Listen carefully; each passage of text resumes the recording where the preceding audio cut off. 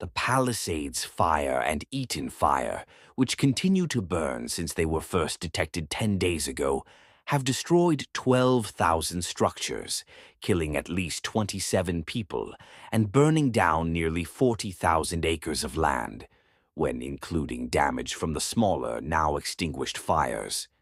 The fires are the second and fourth most destructive in the state's history. While experts say the devastating 2018 Camp Fire in California is slightly similar to the Los Angeles fires in terms of destruction.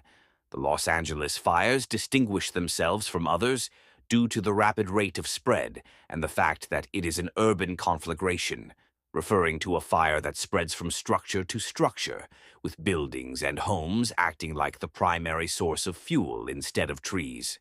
Under the wind conditions, embers are transported upwards of a mile from the fire itself, raining down in the thousands and thousands on homes and neighborhoods, igniting anything that is flammable, says Daniel Berlant, California State Marshal. The 2020 August complex fire in Northern California, for instance, burned more than 1 million acres, but it only damaged 935 structures. The 2021 Dixie Fire, also in the north, had similar acre damage and harmed just over 1,300 structures. To date, they are the two largest California wildfires, according to CAL FIRE. Both the Dixie and August complex fires happened during the regular wildfire season, which typically runs from the spring through fall, per the Western Fire Chiefs Association. But things have changed in the past year as climate change has extended wildfires to a year-round threat and fuels fires when they do happen. In less than a decade, California has experienced its largest, its most damaging, its deadliest wildfires, says Berlant. Our dry matter and climate has always lent itself naturally to wildfires, but really, more recently, I'd say a confluence of issues has led to this immense wildfire crisis. A changing climate is one of those.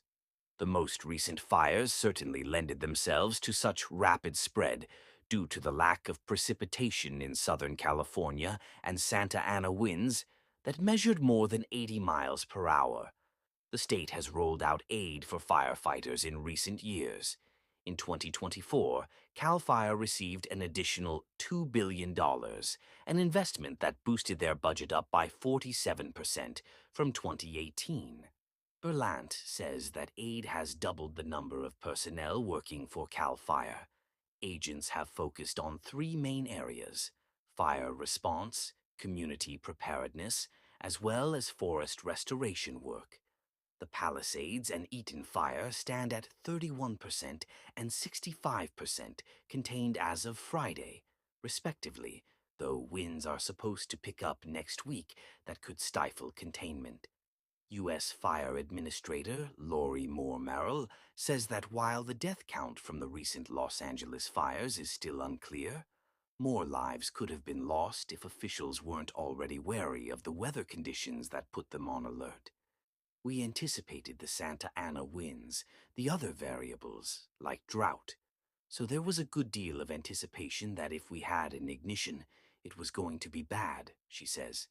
That caused early evacuation warnings, and people listened. And that is why we are not yet seeing the fatality count go up astronomically, like we saw, for example, in the Paradise Fire, or the 2023 Lahaina Maui Fire. Paradise is a nickname for the 2018 Camp Fire. Moore Morell admits, however, that there are lessons to be gleaned regarding the proper messaging mechanism for evacuation orders and the actions that should be taken to avoid traffic jams, such as the ones reported early on in the fires.